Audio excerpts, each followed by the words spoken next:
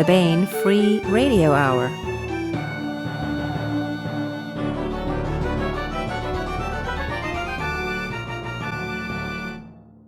On the podcast, great deals on ebooks that go bump in the night. Plus, we continue our ongoing audiobook serialization of Timothy Zahn's Cobra, all right now.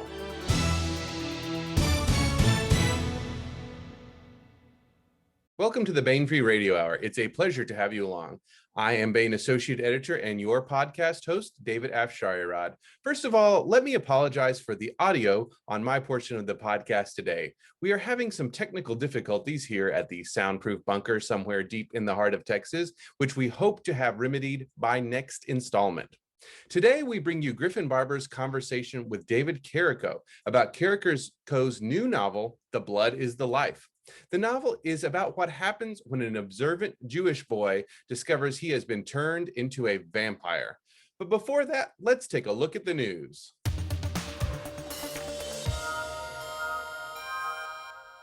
The dead travel quickly for great ebook deals.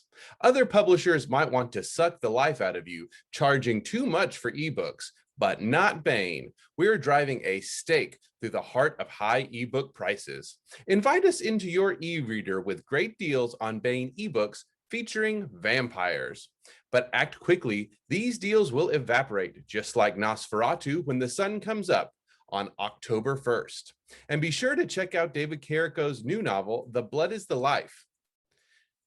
For this ebook sale, get $1 off The Half-Life Chronicles by William Mark Simmons, the Lord Richard vampire novels by Nigel Bennett and P.N. Elrod, and the short story anthology Fangs for the Mammaries, edited by Esther Friesner. These discounts apply wherever Baen ebooks are sold. And that's it for the news.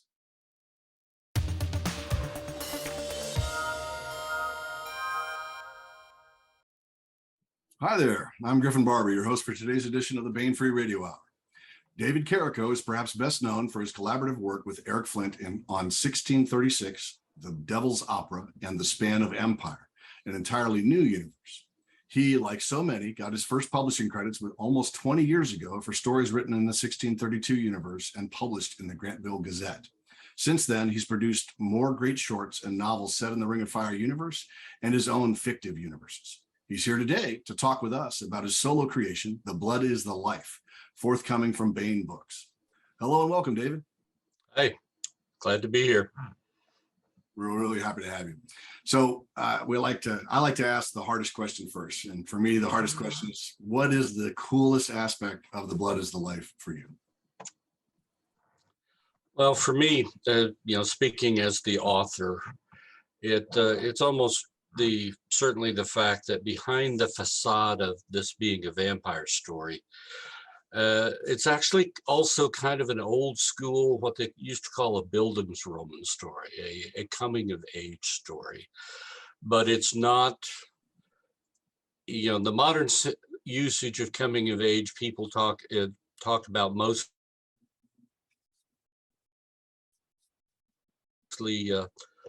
angst functional societies, or both.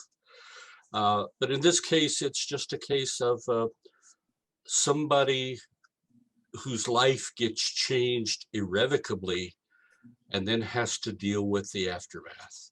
And that's where this story is really all about. That wasn't my original intent in telling the story, but that's what the story grew into.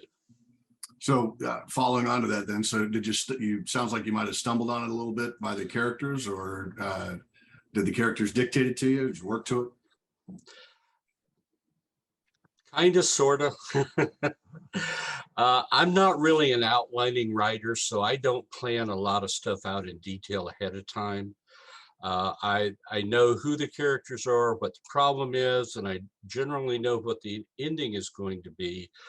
But everything else I discover along the way in writing the story.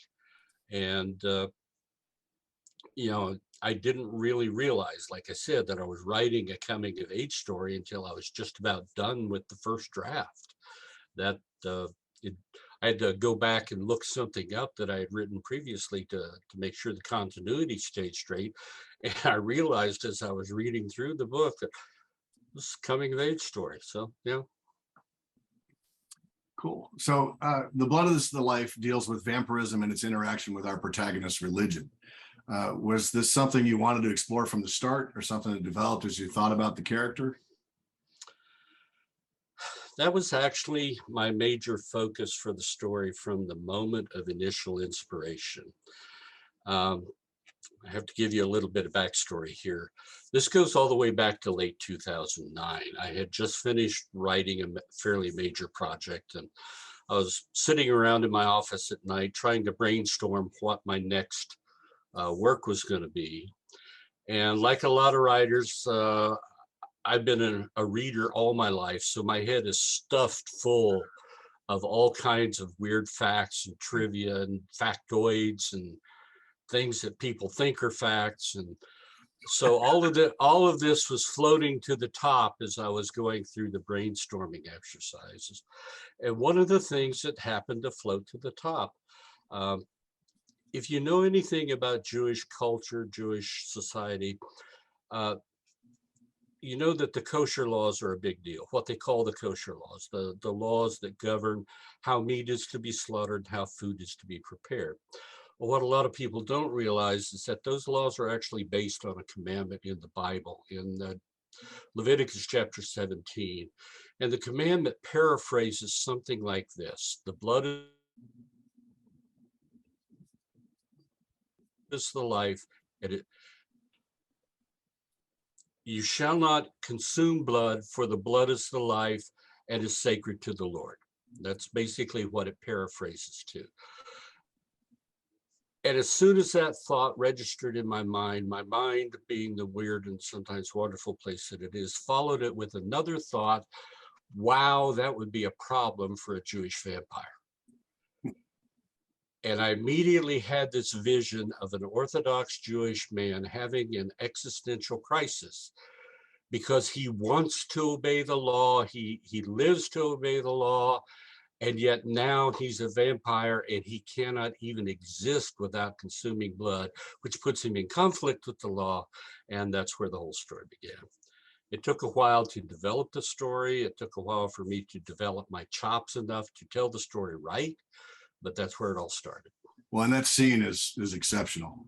The scene where he reveals what's going on with himself to a religious authority figure, in hopes that there will be some kind of solution, but knowing that there probably isn't any hope, was really, really, it touched me. I'm not particularly religious by any means, but that was a really well executed scene. Not to be too much of a spoiler, but to have him try and discover what he can do, if it's possible to continue to live his life as that vampire. Is fascinating, and such a cool concept for the whole arc of the story. Really enjoyed it, David. I appreciate it. That was good. So we had covered a little bit about the religion and stuff. Which character in The Blood of the Life kind of surprised you? One of the major secondary characters turned out to be a man named Mordecai Zalman, which obviously with that name, he's Jewish. And remember that I'm a discovery writer. I don't plot things out well ahead of time. And because of that, I'm also a very linear writer. I start writing on page 1 and I tell the story sequentially until I reach the end. Well, I had fairly early on decided that the mentor figure in the story, I was going to use an older rabbi named Avram Mendel. And the first scene where Avram meets with Chaim, the protagonist, I brought Mordecai on stage basically to deliver one piece of information. And then I expected him to just kind of step into the background and be a spear carrier for the rest of the book. And he marched burst into the scene and took over quite a bit. For the better, I might add.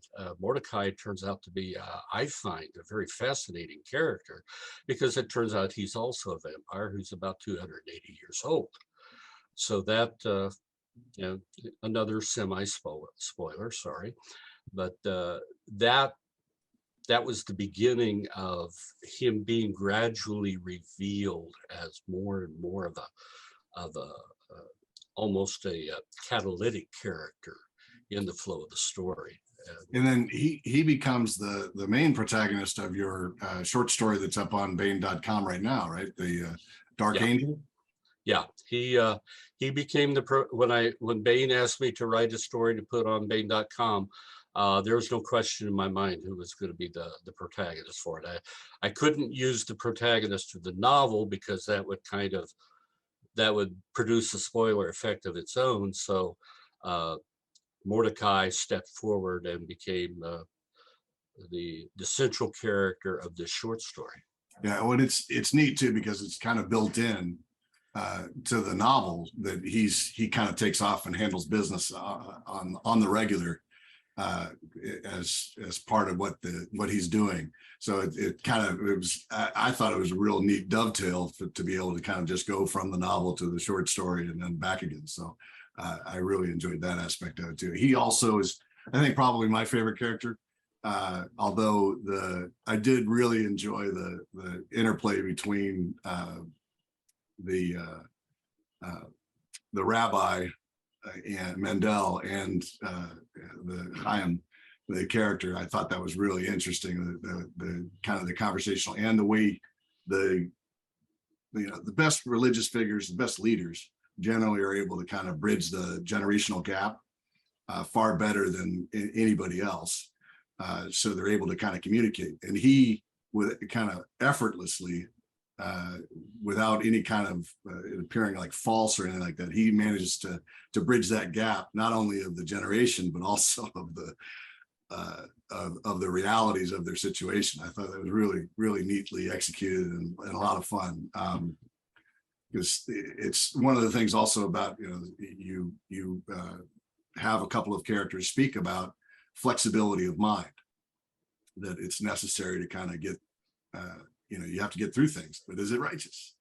And again, really enjoyed that aspect of it. So I already mentioned, I really liked Mordecai, but I also really liked his history, his backstory, and how that informs who the character is at the present day of the events of the novel. Did that history try and kind of make the character sympathetic to you first, or did you tailor that history to make him more sympathetic? That was something that kind of came out of the resonance of the character with me. I bonded with Mordecai very early, and just as we worked through the story, there just came place after place after place where the life and the experience of this 280-year-old man could inform both the story and Chaim in his role as protagonist. So that was, again, discovery at work. But I think my favorite bit was the admission that he had met Helmuth von Moltke, the elder, the German military leader of the generation before World War I, and that he found him stuffy, snobbish, arrogant, and verbose. That was my favorite little bit involving Mordecai in the whole story. But that's he has several observations that he makes along the way that are just come out of a lifetime of experience that is 3 times, 4 times longer than most of us will ever know. Right. And that kind of perspective, I think, really helped shape the story in a meaningful way. So kind of just as an aside on that, so did you research Helmuth von Moltke to make these kind of or had you read some of his stuff and found him to be that way? Or well, I didn't particularly research him a whole lot, but he was a Prussian general of the very essence of a Prussian general. To paraphrase Gilbert and Sullivan, the very model of a Prussian general. So he had to have some of those characteristics, and I based some of that on the fact he is credited with stating the original version of a phrase you hear in almost every military conversation sooner or later: no plan of battle survives contact with the enemy. Right. Just about every military sci-fi writer, military history writer, military fantasy writer, sooner or later they use this. Even politicians use that statement. Well, I was actually researching that when I found out that the original version of it is quite a bit longer. And Do tell. Do tell. that version of it has been Moltke's original version was quite a bit longer. So that gave me the cue that, oh, he's verbose, he's German, he's Prussian, he's going to be verbose. So and he's an aristocrat. So that's where the verbose thing, and the rest of it just kind of came with the territory. Well, neat. So kind of follow on to that. Which character of The Blood is the Life would you want to avoid like the plague, and why? That's a no-brainer. Cord Snake Campbell.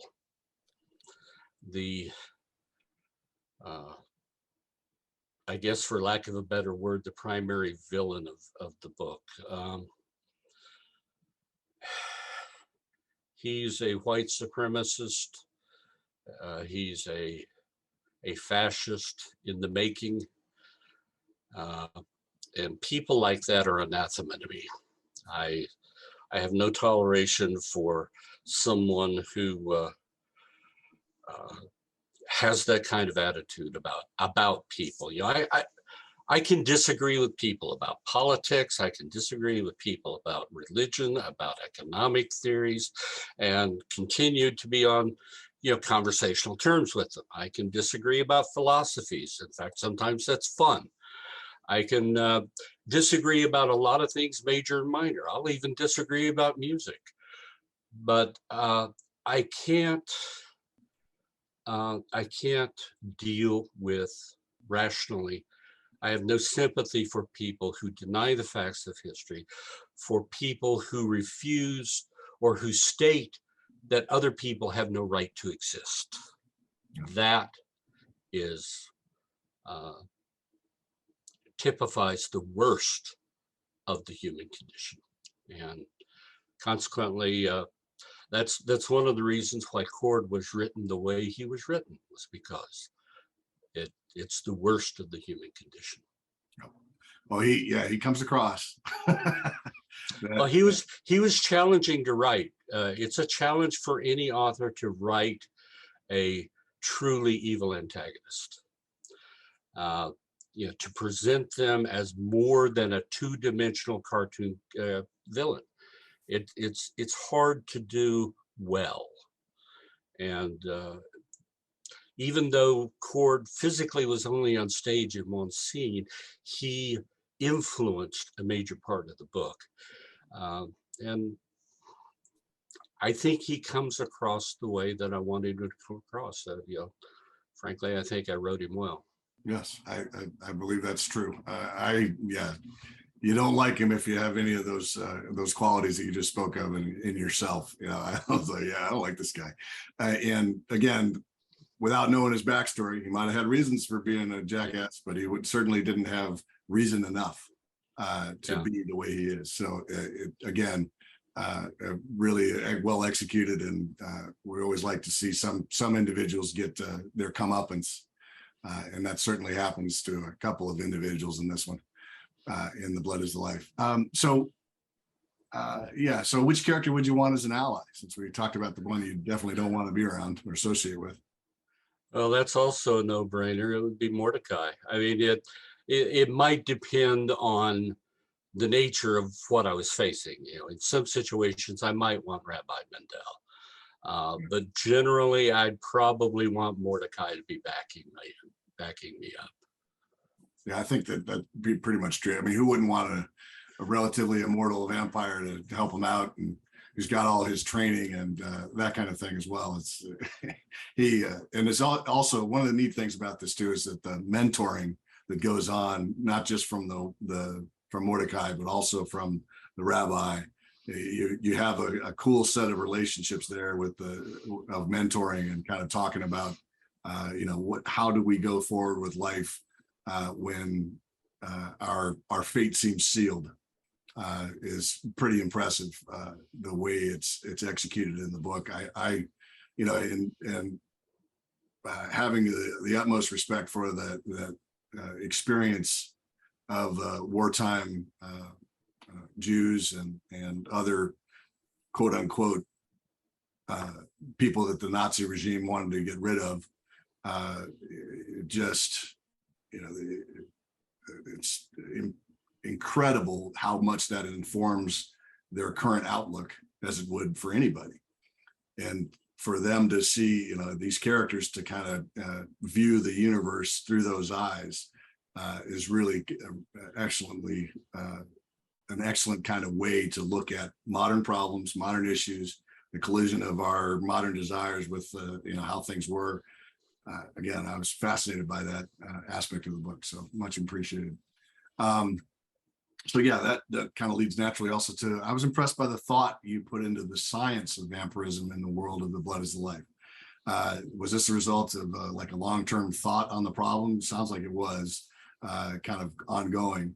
But when I say science, it's like there's a sequence where we get into the science, but it's kind of at the end of the science, there's this, we don't really know. And that could be the supernatural aspect of it. We don't really know. As the reader, we're still left like, well, hey, but these are the scientific and quantifiable results of whatever happened, which I think is cool because it's almost an allegory for the creation of the universe. We don't really know it, but it did happen, and we're trying to figure out how it happened.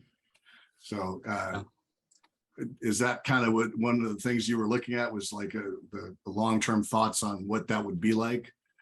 Or kind of, sort of, maybe. Okay. The true confession time, I'm not really a fan of vampire stories in general, which is probably going to make a lot of people go, huh? But I don't. I never cared for the Dracula Gothic horror type of vampire story. I don't have a lot of affection for paranormal romance vampire stories, although I will admit that I have Robin McKinley's book Sunshine on my shelves. So I'll make an exception for that one. And I really don't care for the glittery, sparkly vampire stories. That just, no good for me. So I was kind of surprised when the Muse dropped that idea in my head. And I learned a long time ago that when the Muse tells you to write the story, you write the story. So I decided, I agreed to write the story with myself, of course. And then I had to decide what kind of story is it going to be. And I went through a process, and since I don't like those other kinds of stories, I wasn't going to write those kinds of stories. So I had to figure out what kind of story am I going to tell. And I decided that I wanted to tell a story in which vampirism could be plausible. And that was actually influenced the one series of vampire stories that I do like was written by Barbara Hambly. I think she did about 6 books, and the first book was called Those Who Hunt the Night. I found her characters relatable. I could connect with them, and there was a plausibility about their situations and their stories. And that, I think, influenced me when I sat down to start writing this story. So plausibility, I sat down, I went through an exercise, I thought up all of the typical tropes and memes of vampire stories, and I divided them into 2 categories. They're either mythic or plausible. And the ones that are mythic are not characteristics of vampires in my stories. The ones that are plausible are characteristics of vampires in my stories. Now, the mythic characterizations get discussed from time to time. And there's a couple of scenes where the characters actually go through that same exercise that I just described. But the plausibility to me, when I sat down and figured out what things were plausible, then I started trying to figure out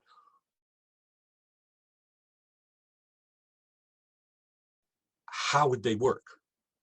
You know, is there a physiological reason why this would be possible or could be functional? And everything that I worked out, I then was lucky enough to get a hold of Dr. Rob Hampson, who is, in addition to being a science fiction writer in his own right and a good one, Dr. Rob is also a world-renowned physiologist and neurospecialist.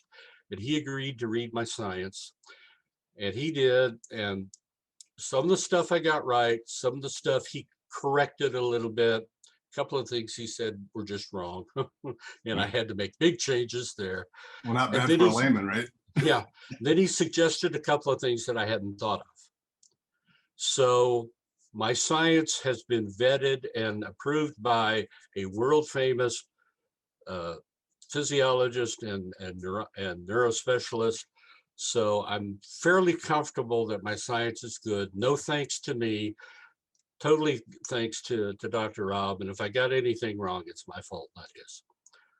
But yeah, that was an exercise that I went through consciously to determine the physiological reasons why vampirism could function.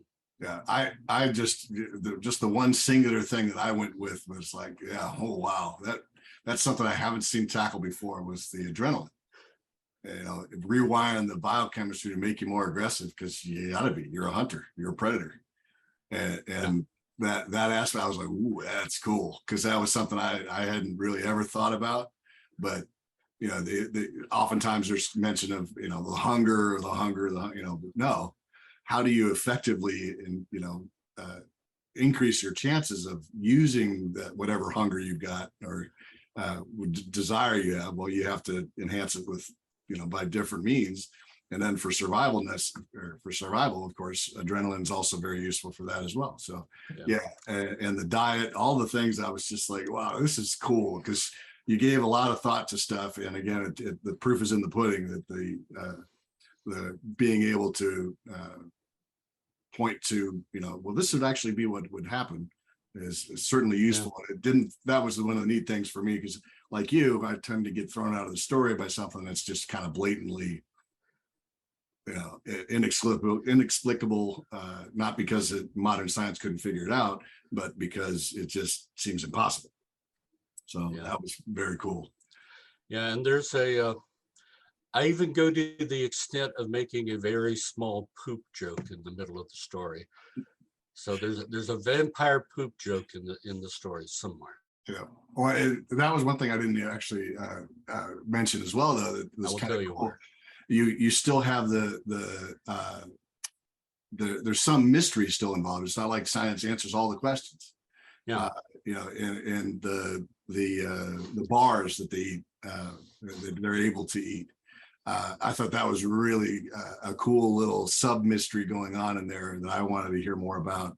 That I hope your readers will pick up on too, and they'll probably be pestering you for answers to that question. But by the book, so Tony will ask me to write a sequel. Yep, absolutely. Yeah, so I didn't close off every loose end. I left some loose ends because I told the story I wanted to tell, but I didn't tell all the stories that could be told. Right. So there's room for continuation, and it's totally. I look forward to any continuation. That's why I was eager to check out the short story as well, and kind of get that going in there, because that tells a different kind of story from a different perspective. Although it kind of bookends things with what would happen if you weren't taught how to do it, and you weren't concerned with the ultimate fate of your eternal aspect. So really, again, I enjoyed it. So the events of the Blood of the Life take place in widely varied locations, from the U.S. to Israel. I had the impression you spent some time walking some of the streets that form the setting. Have you actually spent time in Tel Aviv? No, I wish I could. That's actually one of the things on my bucket list, is to take a trip to Israel. But no, this is a case of Google Maps is the author's friend. Yeah. So, and New York, spent much time there at all? I was there as a child when we were transiting. My dad was in the Air Force, and we were transiting back from Germany. We went through New York and ended up in New Mexico, but no, I have no adult memories of New York at all. Again, where necessary, Google Maps. In California, Santa Carla is actually modeled on Monterey. But again, I've been to California. I've been to several cities in California. I've been close to Monterey, but I've never actually been there. So again, Google Maps. Well, cool, because I didn't get that. So that's I live in California, so I should have picked up on that, but I didn't. So penultimate question here: what, aside from its raw entertainment value, do you hope readers will carry with them long after reading your novel, The Blood is the Life? That's not an easy question to answer, actually. No allegory to the story. What you see in the story is what there is to it, but there are multiple layers of themes, and there's although there's not an underlying message per se, it's really a story just written to be a good story. I guess I can say that the one thing I would want people to walk away thinking about is an awareness of both justice and mercy, and the need of both in today's society. You know, our current times, people are very harsh and very judgmental with each other, both face to face and even worse on the internet. And you know, I don't know that I can pronounce the Russian word right, but nekulturny. It's an aspect that's just uncivilized. We're supposed to be educated, cultured people. We're supposed to be civilized people. We should live accordingly. And in its own way, I think this book points toward that. Well, and yeah, so even a monster acts by a code, right? Yeah, in this story, he does. Yeah. So, all right, well, that's a great answer too, because I try and get that in there to kind of make people stumble a little bit. I think you answered it quite well. What conventions can your fans hope to catch up with you, and what other work do you have in the pipeline for your fans? Okay. This year, I've already attended LibertyCon in Chattanooga, SoonerCon in Norman, Oklahoma, and there's a new convention in Tulsa, Oklahoma called TulCon. This was their second year. I went to that. I plan to attend those again next year. In about 3 weeks, I'll be going to Dallas and going to FinCon, which I plan to also make part of my regular circuit now that we're more or less back to normal movement patterns. My current work in progress, my newest book, is my final collaboration with Eric Flint. We signed a contract with Baen some time ago to produce a new space opera in a universe that has not been published before. The working title is Hydra. I'm working on the first draft now. I am devastated that Eric will not be able to do the polishing and the final draft for it.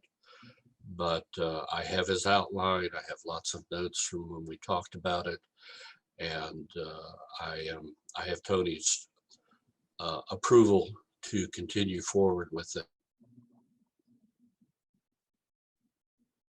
So that's possible to get it out there in completion of our task, and as a necessary bit of homage to Eric, and to produce a story that I hope people will like. I think that's it. Okay. Yeah. Well, thank you very much, David. I appreciate you taking the time from your schedule to talk with us today about The Blood is the Life.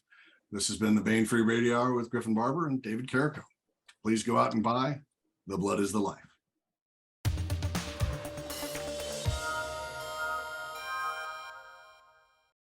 And now we bring you Timothy Zahn's Cobra.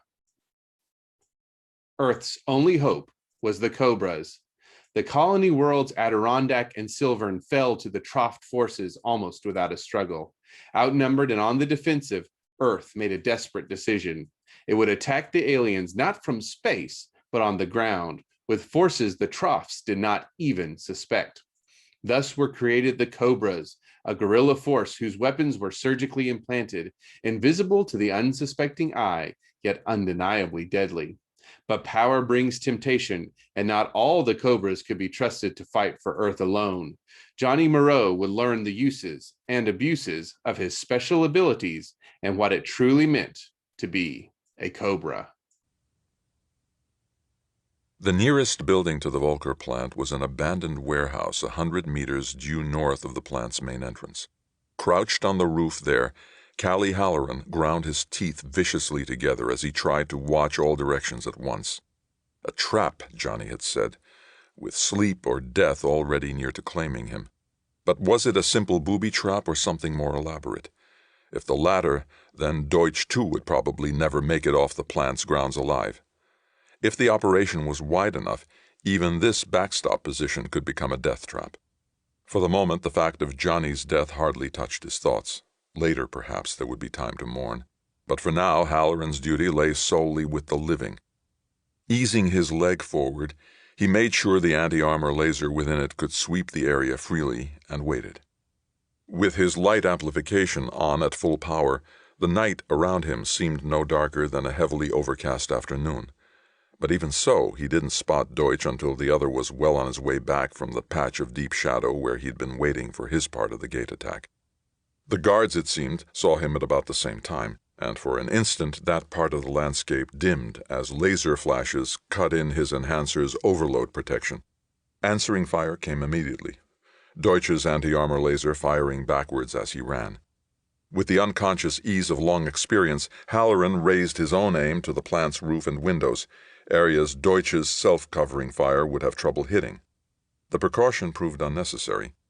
Even with ankle-breaking zigzags tangling his path, Deutsch took the intervening distance like a ground-hug missile, and in bare seconds he was around the corner of Halloran's warehouse and out of enemy view. But it was clear the Trofts weren't going to be content with simply driving the Cobras away. Even as Halloran slipped across the roof and down the far side, the Volker plant was starting to come alive. Deutsch was waiting for him on the ground, his face tense in the faint light. "You okay?" Halloran whispered. "Yeah. You better get going. They'll be swarming around like ants in a minute. Change that you to we and you've got a deal. Come on." He gripped Deutsch's arm and turned to go. The other shook off his hand. "No, I'm staying here to make sure." Halloran turned back, studying his partner with new and wary eyes. If Deutsch was unraveling, "He's dead, Immel," he explained as if to a small child. "You heard him going under. His self-destruct hasn't gone off," Deutsch interrupted him harshly. "Even out here we should have heard it or felt the vibrations. And if he's alive—" He left the sentence unfinished, but Halloran understood. The Trofts were already known to have live dissected at least one captured Cobra. Johnny deserved better than that if it was within their power to grant. "All right," he sighed, suppressing a shiver. "But don't take chances. Giving Johnny a clean death isn't worth losing your own life over. I know, don't worry. I'm not going to do anything stupid." Deutsch paused for an instant, listening. "You'd better get moving." "Right. I'll do what I can to draw them away. Now don't you take chances." Deutsch slapped Halloran's arm and jumped, catching the edge of the warehouse roof and disappearing over the top. Clicking all audio and visual enhancers to full power, Halloran turned and began to run, keeping to the shadows as much as possible. The time to mourn was still in the distant future.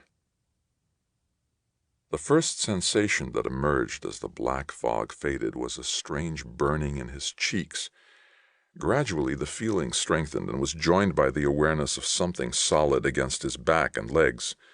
Thirst showed up next, followed immediately by pressure on his forearms and shins. The sound of whispering air, the awareness that there was soft light beyond his closed eyelids, the knowledge that he was lying horizontally.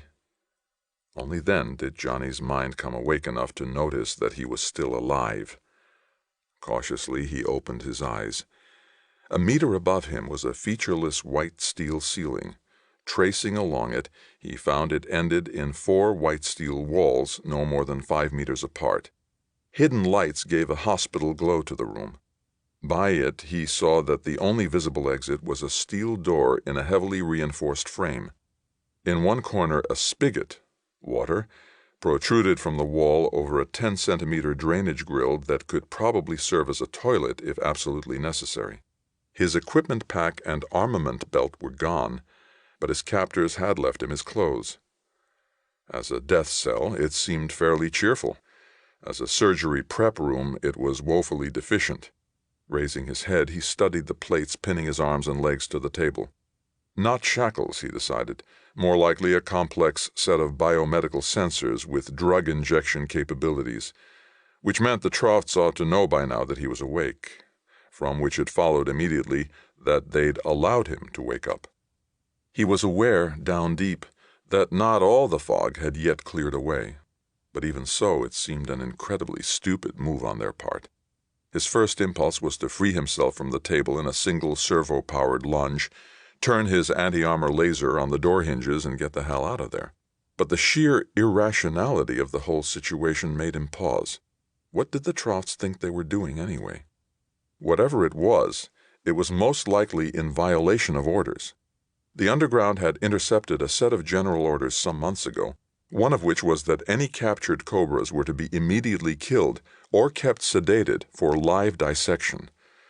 Johnny's stomach crawled at the latter thought, but he again resisted the urge to get out before the Troft on monitor duty belatedly noticed his readings. The enemy simply didn't make mistakes that blatantly careless. Whatever was happening, contrary to orders or not, it was being done on purpose. So what could anyone want with a living, fully conscious Cobra? Interrogation was out. Physical torture above a certain level would trigger a power supply self-destruct. So would the use of certain drugs. Hold him for ransom or trade? Ridiculous. Trofts didn't seem to think along those lines, and even if they'd learned humans did, it wouldn't work. They would need Johnny's cooperation to prove to his friends he was still alive, and he'd blow his self-destruct himself rather than give them that lever. Let him escape and follow him back to his underground contacts? Equally ridiculous. There were dozens of secure monofilament line phones set up around the city from which he could check in with Borg Weissmann without ever going near an underground member. The Trofts had tried that unsuccessfully with other captured rebels. Trying to follow an evasion-trained Cobra would be an exercise in futility. No. Giving him even half a chance to escape would gain them nothing but a path of destruction through their building. A path of destruction. A path of Cobra destruction. Heart beating faster, Johnny turned his attention back to the walls and ceiling. This time, because he was looking for them, he spotted the places where cameras and other sensors could be located. There appeared to be a lot of them. Carefully, he laid his head back on the table, feeling cold all over. So that's what this was all about. An attempt to get lab-quality information on Cobra equipment and weaponry in actual use, which meant that whatever lay outside that steel door, odds were he'd have an even chance of getting through it alive. For a long moment, temptation tugged at him. If he could escape, surely it would be worth letting the Trofts have their data. Most of what they would get must already be known, and even watching his battle reflexes in action would be of only limited use to them. Only a handful of the most intricate patterns were rigidly programmed. The rest had been kept general enough to cover highly varying situations. The Trofts might afterwards be able to predict another Cobra's escape path from this same cell, but that was about it. But the whole debate was ultimately nothing more than a mental exercise, because Johnny knew full well the proposed trade-off was illusory. Somewhere along the Troft's gauntlet, somewhere near the end, there would be an attack that would kill him. There's no such thing as a foolproof death trap. C3 Bai had emphasized that point back on Asgard, hammered at it until Johnny had come to believe it. But it was always assumed that the victim had at least some idea of what he was up against. Johnny had no idea how the killing attack would come, had no feeling for the layout of this building, had no idea even where on Adirondack he was. His duty was therefore unfortunately clear. Closing his eyes, he focused his attention on the neural alarm that would signal an attempt to put him back to sleep. If and when that happened, he would be forced to break his bonds, trading minimal information for consciousness. Until then, he would simply have to wait and hope, irrational though that might be. They sat and listened, and when Deutsch finished, he could tell they were unconvinced. Amma Nunki put it into words first. "Too big a risk," she said with a slow shake of her head, "for so small a chance of success." There was a general shifting in chairs by the other underground and Cobra leaders, but no immediate votes of agreement. That meant there was still a chance. "Look," Deutsch said, striving to keep his voice reasonable. "I know it sounds crazy, but I tell you it was Johnny I saw being taken aboard that aircraft, and it did head south. You know as well as I do that there's no reason for them to have taken him anywhere but their hospital if they just wanted to dissect him. They must have something else in mind, something that requires he be kept alive. And if he's alive, he can be rescued. But he's got to be found first," Jakob Dane explained patiently. "Your estimate of where the aircraft landed notwithstanding, the assumption that figuratively beating the bushes will turn up some sign of him is at best a hopeful fiction." "Why?" Deutsch countered. "Any place the Trofts would be likely to stash him would have to be reasonably big, reasonably attack-resistant, and reasonably unoccupied. All right, I know that part of the city has a lot of buildings like that, but we've got it narrowed down." "And what if we do find the place?" Kenneth MacDonald, a Cobra from Cranach's East Sector, spoke up. "Throw all our forces against it in a raid that could easily end in disaster. All they have to do if they lose is kill Moreau and let his self-destruct take out the whole building, rescuers and all." "In fact, that could very well be what they want us to do," Amma said. "If they wanted to set up a giant death trap, they would have left him right there in the Volker plant, where we wouldn't have had to work to track him down," Deutsch argued, fighting hard against the feeling that the battle was slipping through his fingers. He glanced fiercely at Halloran, but the other remained silent. Didn't he care that Johnny could be saved if they'd just make the effort? "I have to agree with Kenneth," Pazar Oberton, an underground leader from McDonald's sector, said. "We've never asked you to rescue one of our people, and I don't think we should all go rushing south trying to rescue one of yours. This isn't a corporation ledger we're running here. It's a war," Deutsch snapped. "And in case you've forgotten, we Cobras are the best chance you've got of winning that war and getting these damned invaders off your planet." "Off our planet?" Dane murmured. "Have you officially emigrated, then?" Dane would never know how close he came to dying in that instant. Deutsch's teeth clamped tightly together as endless months of heartbreak and frustration threatened to burst out in one massive explosion of laser fire that would have cut the insensitive fool in half. None of them understood. None of them even tried to understand how it felt to watch his own countrymen's failures and stupidities cause the deaths of men he'd come to consider his brothers. How it felt to be defending people who didn't often seem willing to put forth the same effort to free their world. How it felt to share their blame, because ultimately he too was one of them. Slowly the haze cleared, and he saw the fists clenched before him on the table. "Borg," he said, looking at Weissman, "you lead this rabble. What do you say?" An uncomfortable rustle went around the table, but Weissman's gaze held Deutsch's steadily. "I know you feel especially responsible since you were the one who suggested the Volker plant in the first place," he said quietly. "But you are talking very poor odds." "Warfare is a history of poor odds," Deutsch countered. He sent his gaze around the room. "I don't have to ask your permission, you know. I could order you to help me rescue Johnny." Halloran stirred. Immel, we technically have no authority to... I'm not talking technicalities, Deutsch interrupted, his voice quiet but with an edge to it. I'm talking the realities of power. For a long moment the room was deathly still. Are you threatening us? Weissman asked at last. Deutsch opened his mouth, the words, "Damn right I am," on his lips. But before he could speak, a long-forgotten scene floated up from his memory. Roland Viljo's face as Commander Mendro ordered him removed from the team and the Cobras, and Deutsch's own verdict on Viljo's crime.